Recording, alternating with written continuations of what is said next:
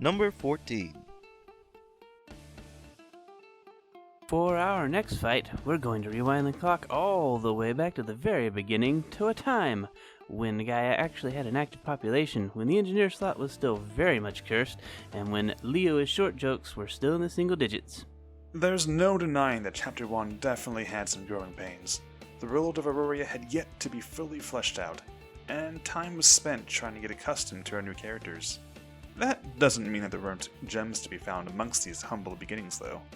Case in point, our number 14 fight, Leonardo Thane vs. Rashid Al-Rawi. Rawi? Played excellently by Pitbully. I wonder how to pronounce that.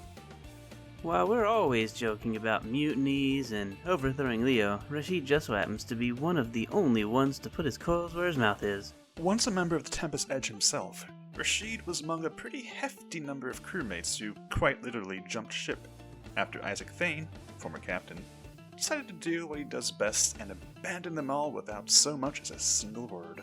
While most of the crew decide to go elsewhere, Rashid is a bit more of an opportunist. He sees the Tempest Edge, occupied by only a small smattering of crew, including, let's see here, a former assassin, utterly terrifying teen mom, a prodigal wizard with the power of Sunny D, and an absolute beast of a sharpshooter. Oh!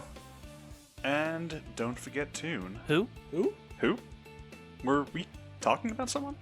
Anyways, liking his chances and unfortunately very much unaware as the RP's starter villain, Rashid, alongside some like-minded friends, decide to stage a raid upon the Tempest Edge so that they can claim it as their own, all the while backed by a bunch of hired mercenaries. It just so happens that Rashid's raid happens to coincide with the arrival of the ship's newest captain, Leo Thane. Yay for nepotism. And the unpackaging of Kai Evans. With so many moving pieces in play, things quickly take a turn for the chaotic as the two factions go head-to-head. There are actually some pretty solid fights in this section. Heck, even one of Rashid's gang, the Ket, actually managed to make it pretty high in a character poll that we did a few months back. However, we're here to talk about the fight between Leonardo and Rashid, so let's get to it. There's definitely no ignoring the fact that, being a Chapter 1 fight, this duel is lacking in a bit of the polish that we've grown accustomed to. The RP was also moving much quicker at this time too, so things didn't get a chance to settle and reflect. At the same time, though, we feel like this fight deserves a spot on the list for a number of reasons. As far as memorability goes, it was one of the first big battles of the RP as a whole, acting as an almost prologue to the events to come. This fight also has some unintended symbolism. Kaya early on coins our heroes as the non-normal pirates, and it's quite fitting in my opinion. However, Rashid is the most classic pirate in the RP thus far, so having Leo's first opponent being a traditional pirate that he has to defeat is a nice way of showing the audience that Leo ain't your average pirate. The fight itself begins as both Leo and Rashid confront each other upon the deck of the Edge, going toe-to-toe with one another as a pitched battle unfolds around them. I always picture one of those classic swashbuckling duels you see in the Pirates of the Caribbean movies here, the two of them dancing around each other while trading both banter and sword blows. Leonardo unveils the first of his many fabrication blade forms, Inferno Mode. Ooh. The two clash again and again, blade against blade. Despite Leonardo's impressive weapon, however, there's no denying that Rashid has got a load more experience underneath his belt.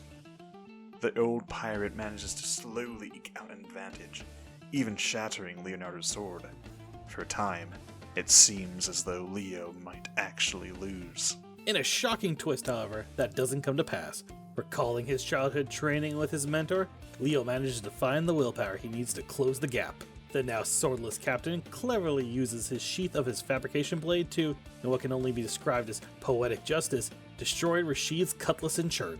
While at the same time, Leto sends down one of his bird familiars to clonk the mutineer right in the noggin.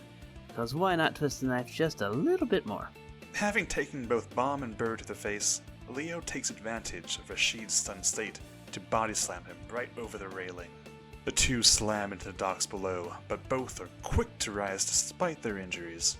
They prepare to face off once more. Or not?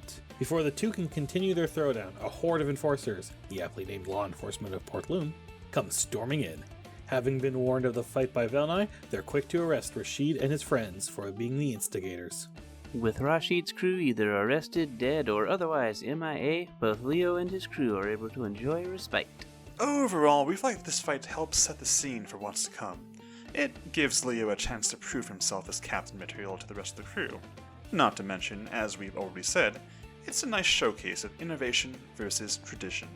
However, this fight does have a few issues. The writing, even on my end, could have been more coherent, and there is no personal connection between Rashid and Leo.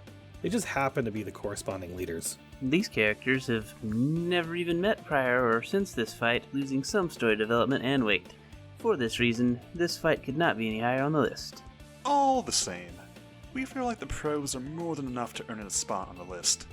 Unlike Leo, this fight most certainly did not come up short.